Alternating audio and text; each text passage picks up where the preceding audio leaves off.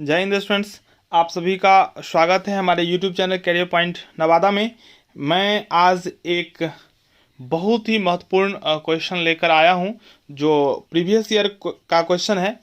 इस वीडियो को जब आप शुरू से लेकर अंत तक देखेंगे तो आपको यह पता चल जाएगा जो आपका जो एग्ज़ाम होने वाला है BSSC 12th लेवल का जो है उसमें कैसा क्वेश्चंस आप सबसे पूछा जाएगा। जैसा कि आप लोगों को पता होना चाहिए, हम सिलेबस पहले ही अपलोड कर दिए हैं। जो 50 मार्क्स का जो है वो GK GS होगा, ठीक है। उसमें से फिर 25 का साइंस भी होगा, फिर 25 का मैथ, तो 100 हो गया, और 50 का होगा रीजनिंग। यही आपका सिलेबस है, ठीक है। तो हम आज इस वीडियो में देखेंगे पिछले साल जो एग्ज़ाम में पूछा गया था वो क्वेश्चन, ठीक है। चलिए, तो सबसे पहला क्वेश्चन है, समान अध्ययन से देख लीजिए। जो बिहार में जैन धर्मावलंबियों से संबंधित अनेक स्थल है। ध्यान से पढ़िएगा, सुनिएगा क्वेश्चन को। बिहार में जैन धर्मावलंबियों से संबंधित अनेक स्थल है, निम्नलिखित में से कौन सा नहीं है? पावापुरी जैन धर्म से संबंधित है, वैशाली जैन धर्म से संबंधित है, पारसनाथ जैन धर्म से संबंधित है। क्वेश्चन में क्या पूछा गया था? निम्नलिखित में से कौन सा नहीं है? तो इसका राइट आंसर हो जाएगा मनेर। मनेर जो है जैन धर्म से संबंधित नहीं है। तो आपको इस क्वेश्चन से इतना तो जानकारी हो गया होगा, जो जैन धर्म से संबंधित जो स्थल है वो है पावापुरी, वैशाली और पारसनाथ। चलिए चलते हैं अगले प्रश्न की तरफ। अगला प्रश्न है, बिहार में लगनी राग किस अवसर पर गाया जाता है? बिहार का एक बहुत ही प्रसिद्ध राग है, वो है लगनी। जो किस अवसर पर गाया जाता है ये आपसे पूछा जा रहा है। तो इसका जो सही उत्तर हो जाएगा वो हो जाएगा विवाहोत्सव, यानी कि विवाह के अवसर पर लगनी गाया जाता है। जन्मोत्सव यानी कि जन्म का जो उत्सव मनाया जाता है, अंतिम संस्कार जो मरने के बाद होता है, और ये यज्ञोपवीत जो जनेऊ का होता है, ठीक है। बहुत ही आसान प्रश्न है। तीसरा देखिए, बिहार का सबसे बड़ा नगर कौन सा है? तो आप सब ऑप्शन से भी टिक लगा सकते हैं। बिहार का जो सबसे बड़ा नगर होगा वो पटना ही होना चाहिए, जो बिहार का राजधानी भी है। चलिए अगला प्रश्न हम लोग देख लेते हैं। चौथा प्रश्न है, बिहार की प्रख्यात पेंटिंग विधा कौन सी है? तो कौन नहीं जानता होगा जो बिहार का जो पेंटिंग है कहाँ का प्रसिद्ध है? मधुबनी। बिहार मधुबनी पेंटिंग के लिए, मखाना के लिए बहुत ही प्रसिद्ध है। और पेंटिंग में कहाँ की पेंटिंग? मधुबनी पेंटिंग। बिहार के जो प्रख्यात विश्वविख्यात पेंटिंग है वो कहाँ की है? मधुबनी की। चलिए अगला प्रश्न हम लोग देखते हैं। बिहार में सीतामढ़ी, जिसे सीता जी की जन्म स्थली माना जाता है, यानी कि बिहार के सीतामढ़ी में सीता जी की जन्मस्थली है, ठीक है। यहाँ कौन सा मेला आयोजित होता है? सीता जी की जन्मस्थली जहाँ है वहाँ कौन सा मेला लगता है? संक्रांति मेला, वैशाली मेला, जानकी नवमी मेला, सीता पंचमी मेला। देखिए ये आप ऑप्शन तो हटा ही दीजिए, संक्रांति और वैशाली तो हो नहीं सकता है। यहाँ आके आप फंस सकते हैं, जानकी नवमी और सीता पंचमी। तो इसका जो राइट आंसर हो जाएगा वो हो जाएगा जानकी नवमी, ठीक है। जानकी नवमी सीता जी के प्रकट दिवस पर, यानी कि जब वो जन्म ली थी, उस पे मनाया जाता है। चलिए अगला जो प्रश्न है, छठा, वो देख लेते हैं। निम्नलिखित में से एक भूमिगत जल क्रिया का परिणाम नहीं है। भूमिगत जल क्रिया का परिणाम नहीं है, तो इसका जो राइट आंसर हो जाएगा वो हो जाएगा दंतुर तट फियार्ड। ये भूमिगत जल क्रिया का परिणाम नहीं है। वैसे ये हिमलुम्बी, प्रति हिमलुम्बी और चोर द्वार छिद्र, ये तीनों जो है भूमिगत जल प्रक्रिया का परिणाम है।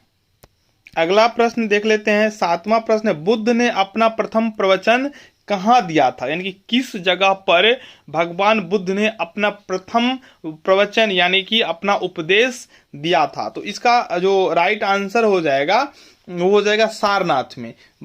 भगवान बुद्ध अपना जो पहला उपदेश था वो सारनाथ में दिए थे, ठीक है ना। देखिए एक बात और इसमें और मैं बता दूं, बौद्ध ग्रंथ में इन्हें ये जो पहला उपदेश था इसको कहा जाता है धर्म चक्र प्रवर्तन, ठीक है। और बहुत बार यह भी पूछा गया है जो बुद्ध ने जो अपना उपदेश दिया था, प्रवचन दिया था, वो किस भाषा में, तो इसका भी राइट आंसर हो जाएगा पाली, ठीक है। ये समझ लीजिए, ये जो भाषा का प्रयोग किए थे भगवान बुद्ध वो पाली भाषा का, और प्रथम जो उपदेश दिए थे वो कहाँ दिए थे, सारनाथ। वैसे तो हम एक एक टॉपिक पर वीडियो बनाएंगे, टॉपिक वाइज वीडियो बनाएंगे तो ज़्यादा बेहतर होगा। अभी एक प्रैक्टिस सेट मैं इसलिए दे रहा हूँ ताकि आपको अंदाजा हो सके जो किस टाइप का एग्ज़ाम होने वाला है, किस टाइप का क्वेश्चन एग्जाम में आएगा। बहुत सारे स्टूडेंट्स 12th पास हैं, उन्हें कोई आइडिया नहीं है और वो भी फॉर्म भरेंगे क्योंकि 12th पास भर सकते हैं। तो उसके लिए एक समझिए प्रैक्टिस सेट है, मॉडल पेपर की तरह है, ठीक है। तो आप लोग पढ़िए, जहाँ जो दिक्कत होता है तो आप कमेंट के जरिए बताइए कैसा लगता है। अगर आपको अच्छा लगता है तो आप वो भी बताइए, अगर आपको कहीं कुछ कमी नज़र आती है तो आप निश्चित रूप से कमेंट करके मुझे बताइए। जो यहाँ पे थोड़ा काम करने की ज़रूरत है तो मैं नेक्स्ट वीडियो में काम करूँगा। लेकिन एक रिक्वेस्ट आपसे यही रहेगा, जो आपको अच्छा लगे बुरा लगे, लेकिन इस वीडियो को अधिक से अधिक स्टूडेंट्स तक पहुँचाइए, इसे अधिक से अधिक शेयर कीजिए। 8वां प्रश्न है, वैदिक युग में राजा अपनी जनता से जो कर वसूला करते थे उसे क्या कहते थे। वैदिक युग में राजा अपनी जनता से कर, देखिए कोई भी गवर्नमेंट बिना कर के सही सरकार चला नहीं सकता है। अभी भी टैक्स लगता है, पहले के युग में भी टैक्स लगता था, ठीक है, बस नाम उसका अलग अलग दिया गया था। लेकिन यहाँ पूछा है जो वैदिक युग में, वैदिक युग की बात कर रहा है, जो राजा जो जनता से कर वसूला करता था उसको क्या नाम दिया गया था, बलि, विदत, वर्मन और कर। तो इसका जो राइट आंसर होगा वो हो जाएगा बलि। वैदिक युग में राजा अपनी जनता से जो कर वसूल करते थे उसको हम लोग बोलते हैं बलि, ठीक है, बलि कहा जाता था। अगला है 9वां प्रश्न, गुप्त काल में किस धातु के सर्वाधिक सिक्के जारी किए गए। गुप्त वंश के समय किस धातु का सर्वाधिक सिक्का जारी किया गया था, तो इसका जो सही उत्तर हो जाएगा वो हो जाएगा सोना। गुप्त काल में सोना का सिक्का बहुत अधिक मात्रा में जारी किया गया था। चलिए 10वां प्रश्न हम लोग देख लेते हैं। 10वां प्रश्न है, इंडियन नेशनल कांग्रेस का पहला अधिवेशन कहाँ आयोजित हुआ था। इंडियन नेशनल कांग्रेस, ठीक है, INC, अभी जो आप लोग कांग्रेस सुनते हैं ये इसका जो नाम है इंडियन नेशनल कांग्रेस, ठीक है ना। भारतीय राष्ट्रीय कांग्रेस का पहला अधिवेशन हुआ था कहाँ पे, तो इसका जो पहला हुआ था वो हुआ था बम्बई में, ठीक है, बम्बई में हुआ था। होना था नागपुर में, लेकिन वहाँ पे हैजा फैल जाने के कारण स्थान को क्या करना पड़ा, चेंज करना पड़ा। इसका स्थापना 1885 ईस्वी में, कब हुआ था, 1885 ईस्वी में भारतीय राष्ट्रीय कांग्रेस का स्थापना हुआ था। इसके संस्थापक जो थे वो A.O. ह्यूम थे और प्रथम जो सचिव थे वो W.C. बनर्जी थे, ठीक है ना। अध्यक्ष कौन थे, तो A.O. ह्यूम। चलिए 10वां प्रश्न देखते हैं। 10वां प्रश्न है, इंडियन नेशनल कांग्रेस का पहला अधिवेशन कहाँ आयोजित हुआ था। तो इंडियन नेशनल कांग्रेस का पहला अधिवेशन बम्बई में आयोजित हुआ था। यह आयोजित होने वाला था नागपुर में, ध्यान से समझ लीजिए, पूछ देगा तो कहाँ आयोजित होने वाला था, तो आयोजित होने वाला था नागपुर में, लेकिन वहाँ महामारी फैल जाने के कारण जगह को क्या करना पड़ा, बदलना पड़ा, ठीक है। तो बम्बई में हुआ था। ये हुआ कब था, तो 1885 ईस्वी में, ध्यान से समझिए। इंडियन नेशनल कांग्रेस का स्थापना 1885 में हुआ था। संस्थापक जो थे वो थे A.O. ह्यूम, ठीक है ना, A.O. ह्यूम थे इसके संस्थापक। और प्रथम अध्यक्ष के बारे में भी बहुत बार पूछा गया है। प्रथम अध्यक्ष थे व्योमेश चंद्र बनर्जी, W.C. बनर्जी, ये थे इनके प्रथम अध्यक्ष। और 1906 ईस्वी तक, ध्यान से समझिएगा, 1906 ईस्वी तक इसका सचिव A.O. ह्यूम ही रहे। संस्थापक कौन थे, 1885 में A.O. ह्यूम। कहाँ स्थापना हुआ, तो बम्बई में, ठीक है ना, गोकुलदास तेजपाल संस्कृत विश्वविद्यालय पे यह आयोजन हुआ था। 72 उसमें प्रतिनिधि भाग लिए थे। A.O. ह्यूम संस्थापक थे, W.C. बनर्जी प्रथम अध्यक्ष थे और 1906 ईस्वी तक लगातार A.O. ह्यूम ही इस इंडियन नेशनल कांग्रेस का सचिव रहा। प्रथम जो प्रथम जो महिला अध्यक्ष थी, बहुत बार पूछा गया, प्रथम महिला अध्यक्ष वो थी एनी बेसेंट। कोई भी महिला चाहे वो किसी देश की हो, तो प्रथम महिला अध्यक्ष जो आईएनसी इंडियन नेशनल कांग्रेस की थी वो थी एनी बेसेंट। और अगर प्रथम भारतीय पूछा जाए तो वो हो जाएगा सरोजनी नायडू। ठीक है, तो इंडियन नेशनल कांग्रेस से जो जो इम्पोर्टेंट क्वेश्चंस हो सकते हैं वो मैंने आपको समझा दिया। ठीक है, अगर आपको अच्छा लगता हो तो निश्चित रूप से वीडियो को लाइक करें और अधिक से अधिक इसे शेयर करें, ताकि मुझे भी वीडियो बनाने में अच्छा लगे और लगातार आप लोगों के लिए मैं क्लास प्रदान करवाता रहूं। 11वां प्रश्न है, अधिकांश चोलकालीन मंदिर किस देवी देवता को समर्पित है? यानी कि चोलकालीन जो मंदिर था उसमें से ज्यादातर किस देवी देवता को समर्पित मंदिर था? ठीक है, पहला जो ऑप्शन दिया हुआ है वो है Vishnu, option B Shiva, option C Brahma और ऑप्शन डी दिया हुआ है दुर्गा। लेकिन इसका जो सही उत्तर हो जाएगा वो हो जाएगा शिव। अधिकांश जो चोलकालीन मंदिर थे, किस समय की बात हो रहा है? चोल काल का। ठीक है ना, तो चोलकालीन मंदिर जो था वो शिव का, अधिकांश मंदिर जो था वो शिव यानी कि महादेव के ही थे। चलिए अगला प्रश्न है, मूलभूत अधिकारों मूलभूत अधिकारों की सूची में से किस संविधान संशोधन द्वारा संपत्ति के अधिकार को हटाया गया? मूलभूत अधिकार की सूची में से संपत्ति के अधिकार को कब हटाया गया? यानी कि पहले जो थे ये संपत्ति के अधिकार था मूलभूत अधिकार में, यानी कि बाद में इसे संशोधन करके हटा दिया गया। तो यह जो आंसर होगा इसका 44वां संशोधन। मूल संविधान में याद रखिएगा, मूल जो संविधान थे उसमें 7 मौलिक अधिकार थे। कितने अधिकार थे? 7 मौलिक अधिकार थे, जिसको 1979 ईस्वी में जो कि 44वां संशोधन था, 1979 ईस्वी में 44वां संशोधन के द्वारा संपत्ति के अधिकार को क्या कर दिया गया? हटा दिया गया। ध्यान से समझिएगा, 44वां संशोधन करके 1979 ईस्वी में मूल अधिकार में से, मौलिक अधिकार में से संपत्ति के अधिकार को हटा दिया गया। ठीक है,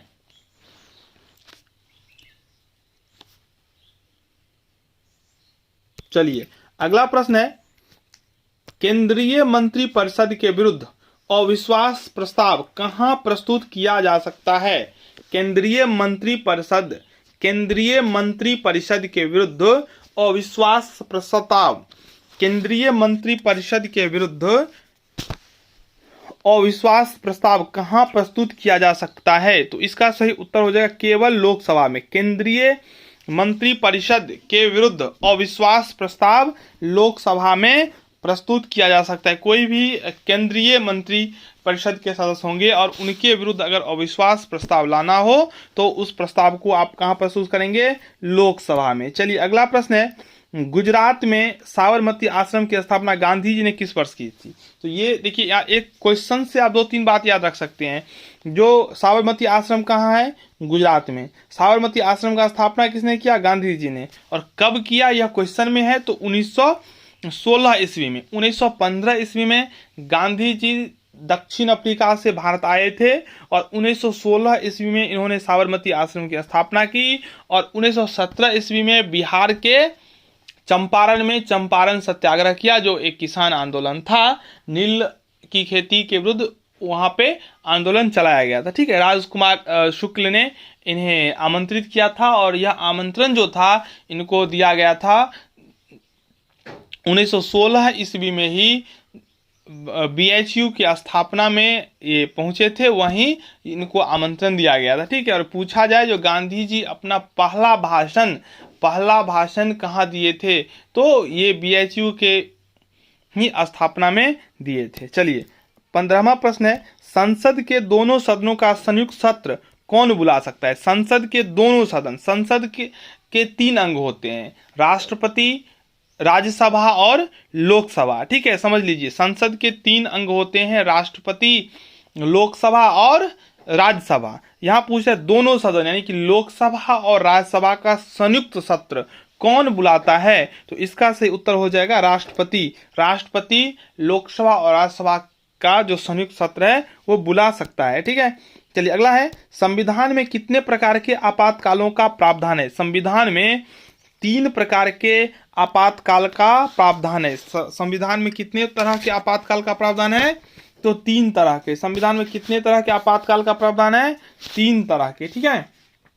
चलिए अगला प्रश्न है, भारत में योजना आयोग का गठन किस वर्ष हुआ था? भारत में योजना आयोग का गठन कब हुआ था? तो भारत में योजना आयोग का गठन 1950 ईस्वी में हुआ। योजना आयोग के अध्यक्ष प्रधानमंत्री होते हैं, चाहे प्रधानमंत्री कोई भी हो, जिस समय के जो प्रधानमंत्री होंगे वो ऑटोमेटिकली हैं जो योजना आयोग के अध्यक्ष बन जाएंगे। लेकिन 2014 में जब प्रधानमंत्री नरेंद्र मोदी बने तब 1 जनवरी 2015 को योजना आयोग का नाम बदलकर नीति आयोग रख दिया गया है, ठीक है। तो यह भी क्वेश्चन आप याद कीजिएगा, जो नीति आयोग का अध्यक्ष कौन होता है, तो उसका भी राइट आंसर होगा प्रधानमंत्री ही, ठीक है। और नाम पूछ दे तो उसमें नरेंद्र मोदी अभी प्रधानमंत्री है तो उनका नाम देना है, ठीक है।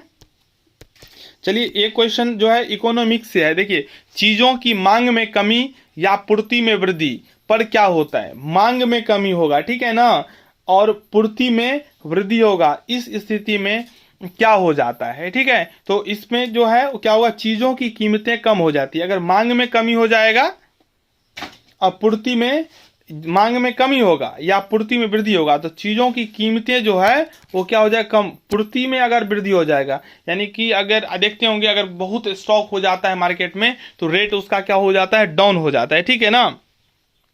चलिए आगे है, भारत में कागजी नोट मुद्रा को जारी करने का पूर्ण अधिकार किसके पास है? तो कागजी नोट जारी करने का जो अधिकार है वो भारतीय रिजर्व बैंक का है, ठीक है। RBI, reserve bank of India का है नोट जारी करने का। इनका स्थापना 1935 ईस्वी में हुआ। आरबीआई का स्थापना कब हुआ था? 1935 में। देखिए एक एक क्वेश्चंस को मैं डिस्क्राइब करते जाता हूं ताकि एक क्वेश्चन के साथ साथ आपको कई क्वेश्चंस याद हो जाए। बस आप एक बार में नहीं हो तो 1 से अधिक बार, 2 बार 3 बार आप वीडियो को अगर देख लेंगे तो बहुत सारे क्वेश्चंस आपको याद हो जाएगा। आप कमेंट के जरिए जरूर बताइएगा जो आपको कैसा लगता है और ऐसा कंटिन्यू क्लास आपको चाहिए या नहीं, जरूर बताइएगा, ठीक है। तो कागजी नोट मुद्रा यानी कि जो आपका नोट होता है ना, 500 का नोट, 2000 का नोट, 10 का नोट, 20 का नोट, 50 का नोट, 100 का नोट, यह नोट जारी करने का पूर्ण अधिकार किसको है? तो RBI, reserve bank of India, जिसका स्थापना 1935 में हुआ था। आरबीआई को, भारतीय रिजर्व बैंक को, आरबीआई को बैंकों का बैंक कहा जाता है। यहाँ पे कोई व्यक्ति अपना पर्सनल अकाउंट नहीं खुलवा सकता है, ठीक है ना। भारतीय रिजर्व बैंक को बैंकों का बैंक कहा जाता है। और 1 रुपया का नोट और सिक्का ये वित्त विभाग जो है जारी करता है, ठीक है, वित्त विभाग जारी करता है। चलिए अगला प्रश्न, ऑपरेशन फ्लड किस कार्य से संबंधित है? तो ऑपरेशन फ्लड जो है दुग्ध उत्पादन से संबंधित। वर्गीज कुरियन जो थे इसके फादर हैं ऑपरेशन फ्लड के, ठीक है। देखिए फ्लड मीन्स क्या होता है? फ्लड मीन्स होता है बाढ़। तो बाढ़, तो इसमें गेहूं से बाढ़ नहीं आ सकता है, ठीक है ना। तो यहाँ पे दुग्ध नियंत्रण होगा। ये कंफ्यूजन के लिए बाढ़ नियंत्रण दिया है तो ये ऐसा नहीं है, दुग्ध उत्पादन। ऑपरेशन फ्लड जो था वो दुग्ध उत्पादन से था और हरित क्रांति जो था वो फसल से था, गेहूं उसमें उत्पादन बहुत ज़्यादा बढ़ा था। और उसके अध्यक्ष जो थे या फादर कह सकते हैं वो थे स्वामीनाथन। चलिए अगला प्रश्न है 21वां, निम्नलिखित में से कौन सा एक साधन केंद्र सरकार के राजस्व का स्रोत नहीं है? मतलब नीचे में कुछ साधन दिए गए हैं जिनमें से कौन सा साधन सरकार के राजस्व का स्रोत नहीं है? चलिए ऑप्शन देखते हैं। तो ऑप्शन पहला है इनकम टैक्स। ये आयकर जो है सरकार के राजस्व का सबसे प्रमुख स्रोत है, तो ये तो होगा ही। कॉर्पोरेट कर ये होगा ही, और उत्पाद शुल्क ये भी होगा। तो कृषि आयकर जो होगा ये नहीं होगा, ठीक है। वैसे आपको मैं जानकारी के लिए बता दूं, एग्रीकल्चरल इनकम जो है वो टैक्स फ्री इनकम होता है। अगला है 22वां प्रश्न, चारागाह को पैम्पास कहा जाता है कहाँ पे? चारागाह को वह क्षेत्र जहाँ कृषि जहाँ खेती नहीं होता है और पशुओं को चराने के लिए छोड़ दिया जाता है उसे चारागाह कहते हैं। और चारागाह को पैम्पस कहाँ कहा जाता है? तो इसका सही उत्तर हो जाएगा दक्षिण अमेरिका में। दक्षिण अमेरिका में चारागाह को पैम्पस कहा जाता है। दक्षिण अमेरिका में चारागाह को क्या कहा जाता है? पैम्पास कहा जाता है, ठीक है। चलिए अगला प्रश्न है महासागरों के जल वाले भाग में तटीय भाग जो रचना के अनुसार महाद्वीपों के मुख्य भूभाग में पड़ता है को क्या कहते हैं? महासागरों के जल वाले भाग में तटीय भाग जो रचना के अनुसार महाद्वीपों के मुख्य भूभाग में पड़ता है, इसे हम लोग क्या बोलते हैं? इसको हम लोग बोलते हैं महाद्वीपीय शेल्फ। महासागरों के जल वाले भाग में तटीय भाग जो रचना के अनुसार महाद्वीपों के मुख्य भूभाग में पड़ता है उसे हम लोग बोलते हैं महाद्वीपीय शेल्फ। चलिए अगला प्रश्न है मारियान खाई कहाँ स्थित है? मारियान खाई कहाँ स्थित है? मारियान खाई कहाँ स्थित है? इसका सही उत्तर हो जाएगा प्रशांत महासागर में। मारियान खाई कहाँ स्थित है? प्रशांत महासागर में। मारियान खाई कहाँ स्थित है? प्रशांत महासागर में। मारियान खाई प्रशांत महासागर। चलिए अगला प्रश्न है सार्वजनिक क्षेत्र का निम्नलिखित में से कौन सा उद्यम नवरत्न है? 25वां प्रश्न है सार्वजनिक क्षेत्र का निम्नलिखित में से कौन सा उद्यम नवरत्न है? सार्वजनिक क्षेत्र का नीचे कुछ ऑप्शंस दिए गए उसमें कौन नवरत्न है? ठीक है, तो इसका राइट आंसर हो जाएगा ऑयल इंडिया लिमिटेड। ठीक है, ऑप्शन डी। अगला है विश्व एड्स दिवस कब मनाया जाता है? विश्व एड्स दिवस कब मनाया जाता है? तो इसका जो राइट आंसर होगा वो हो जाएगा 1 दिसंबर, जो कि ऑप्शन डी में दिया हुआ है। विश्व एड्स दिवस 1 दिसंबर को मनाया जाता है। विश्व एड्स दिवस 1 दिसंबर को मनाया जाता है। और आप सबों के लिए एक क्वेश्चन है, आप लोग बताइएगा जो वर्ल्ड वुमेन्स डे कब मनाया जाता है? बहुत ही आसान क्वेश्चन है, आप लोग बताइएगा। 27वां प्रश्न दादा साहब फाल्के पुरस्कार प्राप्त करने वाली पहली महिला कौन थी? दादा साहब फाल्के पुरस्कार ये सिनेमा जगत में दिया जाता है और सबसे बड़ा पुरस्कार भी है।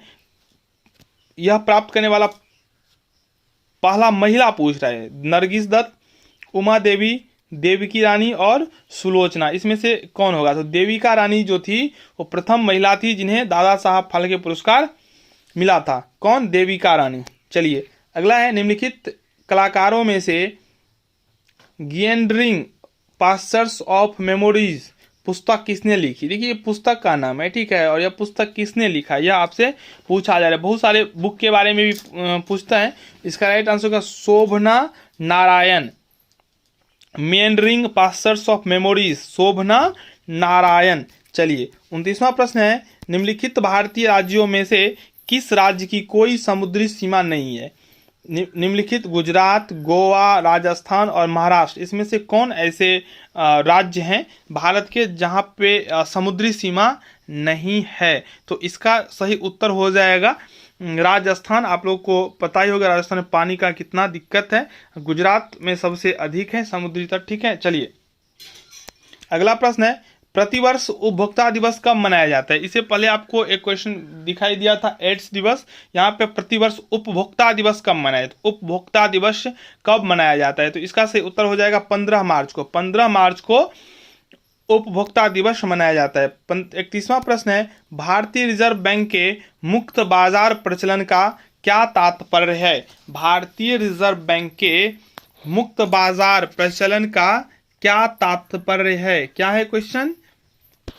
मुक्त बाजार प्रचलन का क्या तात्पर्य है?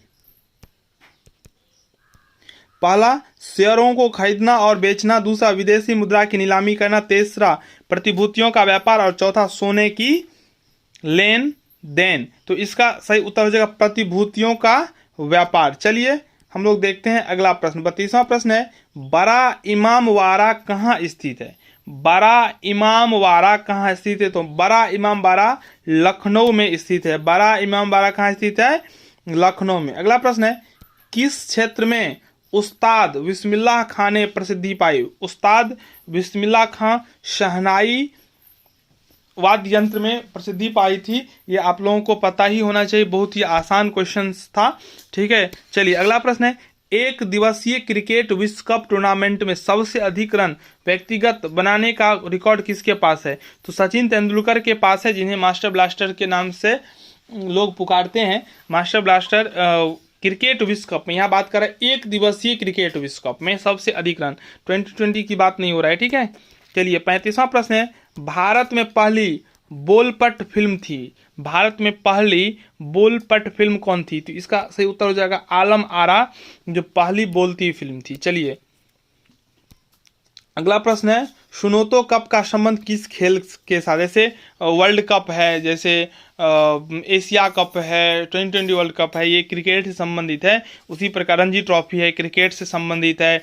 डुरंड फुटबॉल है। उसी प्रकार से सुनोतो कप का संबंध किस खेल से है? तो इसका सही उत्तर हो जाएगा football.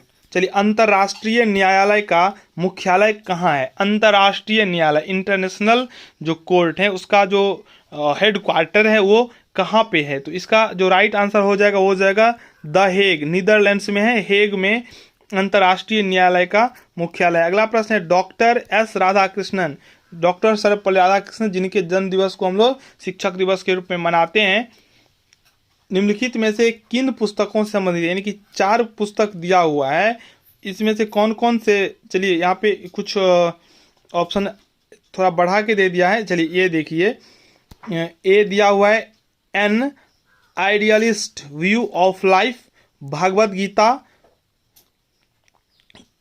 Conquest of self, Hindu view of life. इन 4 में से किसका रचना राधा कृष्णन ने किए थे? ये क्वेश्चंस आपसे पूछा जा रहा है, ठीक है ना। तो इसका राइट आंसर आप लोग बताइए क्या होगा, ठीक है, हम ही बता देते हैं। इसका सही उत्तर हो जाएगा डी, 1 और 4, पहला और चौथा। देखिए ये भागवत गीता और कॉन्क्वेस्ट ऑफ सेल्फ ये इनका नहीं है, लेकिन ये 1 और 4 इनका है। चलिए अगला प्रश्न देखते हैं। 39वां प्रश्न है, नारा जस्ट डू इट किस ब्रांड या उत्पाद से संबंधित है? नारा, ये नारा का मतलब है स्लोगन, किसने दिया था? किस का ब्रांड है? जस्ट डू इट बाटा का है या पावर का है, वुडलैंड का है, नाइक का? आप लोग देखते होंगे प्रचार में कुछ ना कुछ ऐसा बात बोलता है जो कस्टमर को अपने तरफ खींचता है। तो यह कथन किसका है? Just do it. तो यह कथन जो है, यह कथन है नाइक का, ठीक है। चलिए अगला प्रश्न है, गोदावरी नदी कहाँ से होकर बहती है? गोदावरी नदी के बारे में भी आपको पढ़ना है, तो अभी तो एक प्रैक्टिस सेट के लिए वीडियो दे रहे हैं, नहीं तो आपको एक एक टॉपिक पर वीडियो मिलेगा। गोदावरी नदी कहाँ से होकर बहती है? तो इसका राइट आंसर हो जाएगा महाराष्ट्र व आंध्र प्रदेश, ऑप्शन ए दिया हुआ है। गोदावरी नदी महाराष्ट्र और आंध्र प्रदेश से होकर गुजरती है। चलिए अगला प्रश्न है, 41वां, भारतीय संविधान में सामाजिक सुरक्षा व सामाजिक बीमा विषय शामिल है? भारतीय संविधान के किस विषय में सामाजिक सुरक्षा व सामाजिक बीमा विषय शामिल है? ऑप्शन पहला है समवर्ती सूची, अवशिष्ट शक्तियों में, राज सूची में और संघ सूची में, ठीक है। 3 सूची है, समवर्ती सूची, राज सूची और संघीय सूची। तो और इसमें एक ऑप्शन और है अवशिष्ट शक्तियों में। तो इसका जो राइट आंसर हो जाएगा वो हो जाएगा समवर्ती सूची में। अगला प्रश्न है, शिवाजी के साम्राज्य की राजधानी कौन थी? शिवाजी जो थे उनके समय में राजधानी उनका कहाँ था? तो इसका सही उत्तर हो जाएगा रायगढ़, ऑप्शन बी। चलिए 43वां प्रश्न है, निम्नलिखित में से कौन भारत का नेपोलियन कहलाता है? किसे भारत का नेपोलियन? समुद्रगुप्त को भारत का नेपोलियन कहा जाता है। बहुत ही महत्वपूर्ण प्रश्न है, बहुत बार पूछा गया है। भारत का नेपोलियन समुद्रगुप्त को कहा जाता है। 44वां प्रश्न है, भारत में 2 सर्वोच्च शौर्य पुरस्कार कौन कौन है? भारत में 2 सर्वोच्च शौर्य पुरस्कार, ये सिपाही को दिया जाता है शौर्य। तो इसका जो राइट आंसर हो जाएगा वो हो जाएगा परमवीर चक्र और महावीर चक्र। भारत में 2 सर्वोच्च शौर्य पुरस्कार अगर आपसे पूछे तो आपको कहना है परमवीर चक्र और महावीर चक्र। आप लोगों को मैथमेटिक्स और रीजनिंग इसका भी क्लास इस चैनल के माध्यम से होगा। 45वां प्रश्न है, हिरोशिमा दिवस मनाया जाता है। हिरोशिमा दिवस 6 अगस्त को मनाया जाता है। हिरोशिमा दिवस 6 अगस्त को, प्रत्येक साल 6 अगस्त को हिरोशिमा दिवस मनाते हैं। अगला प्रश्न है, किसी देश में रहन सहन के स्तर को दर्शाया जाता है उसकी किससे? तो राष्ट्रीय आय, गरीबी अनुपात, प्रति व्यक्ति आय और बेरोजगारी की दर से। तो इसका सही उत्तर हो जाएगा प्रति व्यक्ति आय की दर से। किस रहन सहन का स्तर, देखिए प्रति व्यक्ति आय जब बढ़ेगा तभी आपका जो है लिविंग ऑफ स्टैंडर्ड जो है वो बढ़ेगा, ठीक है। तो प्रति व्यक्ति आय जिसका अधिक होगा उसी देश को हम लोग विकसित या विकासशील बोलते हैं। तो किसी देश में जो रहन सहन का स्तर है वो प्रति व्यक्ति आय से दर्शाया जाता है। 47वां प्रश्न है, निम्नलिखित में से कौन सा राज्य गैर सहतूत रेशम उत्पादित करता है? गैर सहतूत रेशम उत्पादित करता है 47 का ऑप्शन ए होगा उड़ीसा। ठीक है। बांग्लादेश की मुद्रा क्या है? तो बांग्लादेश की राजधानी जो है ढाका है, उसका जो है मुद्रा वो है टका। ठीक है। 48 का हो जाएगा ऑप्शन सी। 49वां प्रश्न है, प्राचीन काल में कलिंग का महान शासक निम्नलिखित में से कौन था? कलिंग का महान शासक कौन था? तो कलिंग का महान शासक जो थे वो थे खारवेल। प्राचीन काल की बात हो रही है। कलिंग का महान शासक कौन था? खारवेल। 50वां प्रश्न है, निम्नलिखित में से कौन सा शासक दास राजवंश से संबंधित है? दास राजवंश से संबंधित है। तो ऑप्शन ए है इल्तुतमिश, हुमायूं, अकबर और अहमद शाह अब्दाली। तो इसका राइट आंसर हो जाएगा इल्तुतमिश। ठीक है। चलो, तो 50 क्वेश्चन जीके जीएस का हो गया। अब हम लोग 25 जो साइंस से आएगा उसको देखते हैं। 51वां प्रश्न देखिए जो कि विज्ञान से है, एनीमोमीटर क्या मापने के काम आता है? पहला पवन की दिशा, दूसरा पवन का वेग, दाब की प्रवणता और पवन की गति और समय। तो इसका करेक्ट आंसर हो जाएगा बी, पवन का वेग। पवन का वेग मापने के लिए जिस मापक का हम लोग प्रयोग करते हैं उन्हें हम लोग कहते हैं एनीमोमीटर। एनीमोमीटर का काम है पवन का वेग मापना। ठीक है। चलिए, 52वां प्रश्न है, हमारे शरीर की किन कोशिकाओं में सबसे कम पुनर्योजी शक्ति होती है? हमारे शरीर की किन कोशिकाओं में सबसे कम पुनर्योजी शक्ति है? तो इसका जो राइट आंसर होगा वो हो जाएगा मस्तिष्क कोशिकाएं। मस्तिष्क कोशिकाएं में सबसे कम पुनर्योजी शक्ति होती है। किस कोशिका में पुनर्योजी शक्ति होती है? तो मस्तिष्क कोशिकाएं में। चलिए, तो देखते हैं 53वां प्रश्न क्या है। 53, अभी तो 52 बाकी ही है। चलिए, 53वां प्रश्न, एक आलू कंद को 2 भाग में काटा गया। इनमें से एक भाग के कटे हुए पृष्ठ पर आयोडीन विलयन की कुछ बूंदें गिराई गई। इनमें से किस रंग का परिवर्तन देखा जा सकता है? एक आलू ले लिया, उसको 2 भाग कर दिया, जो कटा हुआ भाग है उस भाग पर आयोडीन विलयन का कुछ बूंद दिया गया। ठीक है ना। किस रंग का परिवर्तन होगा? तो इसका जो सही उत्तर हो जाएगा भूरे से नीलाभ काला। भूरे से हो जाएगा नीलाभ। ठीक है। चलिए, अगला है, मानव हृदय में कितने वाल्व सेट्स होते हैं? मानव हृदय में कितने वाल्व सेट्स होते हैं? मानव हृदय में कितने वाल्व सेट्स होते हैं? इसका उत्तर हो जाएगा 2। मानव हृदय में कितने वाल्व सेट्स होते हैं? 2। अगला प्रश्न है, रोग प्रतिकारकों को उत्पन्न करने वाला सेल कौन सा है? रोग प्रतिकारकों को उत्पन्न करने वाला सेल कौन सा है? तो इसका सही उत्तर हो जाएगा सिम्फोसाइट। रोग प्रतिकारकों को उत्पन्न करने वाला सेल कौन सा है? सिम्फोसाइट। सिम्फोसाइट्स रोग प्रतिकारकों को उत्पन्न करने वाला सेल कौन सा है? सिम्फोसाइट्स। सिम्फोसाइट्स। चलिए, अगला प्रश्न है, डायस्टेस एंजाइम का स्रोत है। डायस्टेस एंजाइम का स्रोत क्या है? डायस्टेस एंजाइम का स्रोत है लार ग्रंथि। डायस्टेस एंजाइम का स्रोत है लार ग्रंथि। ठीक है। चलिए, अगला प्रश्न है, माइकोप्लाज्मा जिस रोग से संबंध है वह निम्नलिखित में से किन अवयवों को प्रभावित करता है? माइकोप्लाज्मा जिस रोग से संबंधित है वह किसको प्रभावित करता है? श्वास संबंधी, उत्सर्जन संबंधी, प्रजनन संबंधी और पाचन संबंधी। तो इसका सही उत्तर हो जाएगा ऑप्शन ए, श्वास संबंधी। माइकोप्लाज्मा जो है वो श्वास संबंधी समस्याएं उत्पन्न करती है। 58वां प्रश्न, निम्नलिखित में से किस एक में सर्वोच्च विशिष्ट ऊष्मा का मान होता है? सर्वोच्च विशिष्ट ऊष्मा का मान होता है। तो इसका राइट आंसर हो जाएगा ऑप्शन डी। ठीक है, जल विशिष्ट ऊष्मा का मान होता है।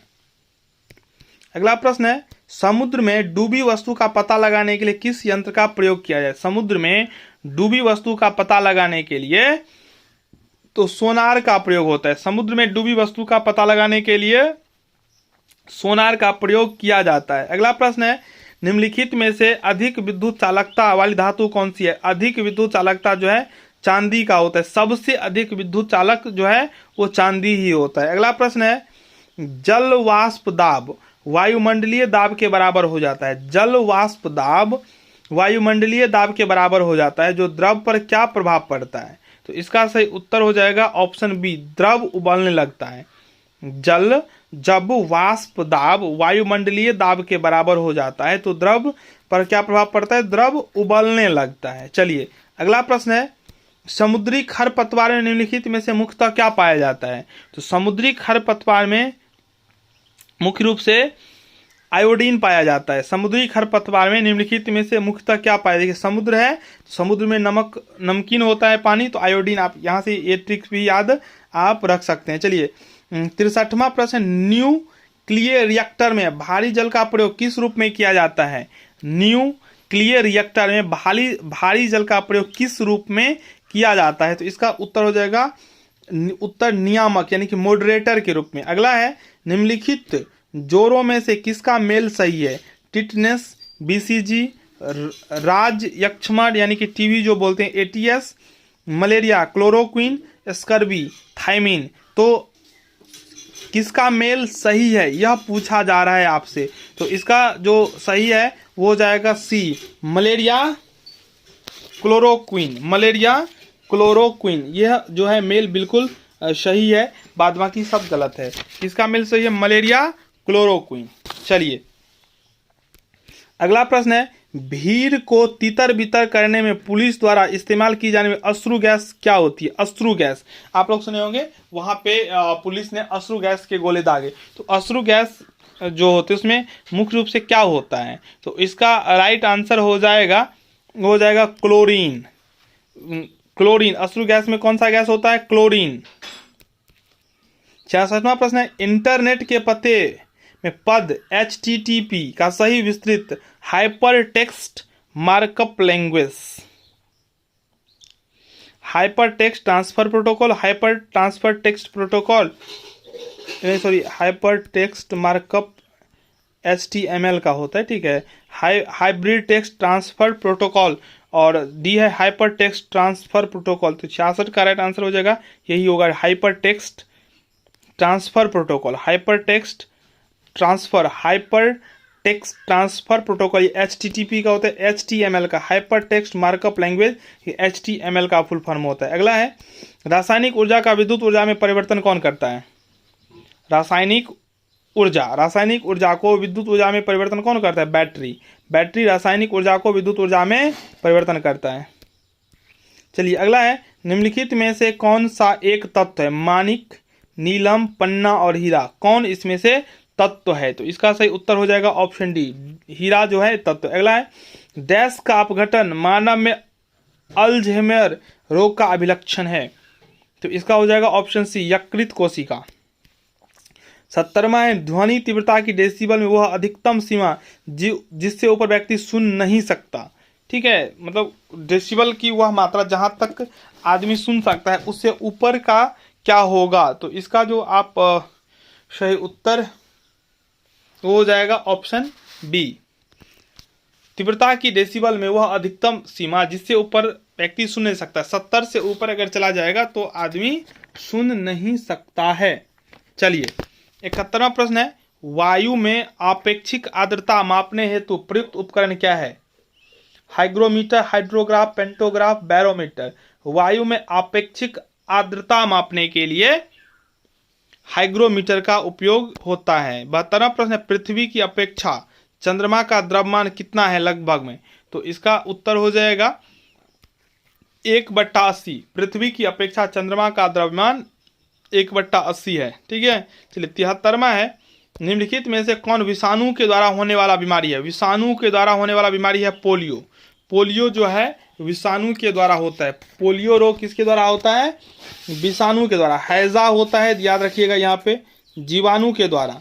हैजा होता है जीवाणु के द्वारा, टिटनेस भी होता है जीवाणु के द्वारा, और पोलियो होता है विषाणु के द्वारा। गोनोरिया जो है ये भी जीवाणु जनित रोग है। तो हैजा, टिटनेस, गोनोरिया जीवाणु जनित है और पोलियो जो है विषाणु जनित रोग है। चलिए 74वां प्रश्न है, कैंसर अस्थि मज्जा के कौन से भाग को प्रभावित करता है? कैंसर अस्थि मज्जा को के कौन सा भाग प्रभावित करता है? तो 74 का जो राइट आंसर होगा वो जाएगा बी, ल्यूकेमिया।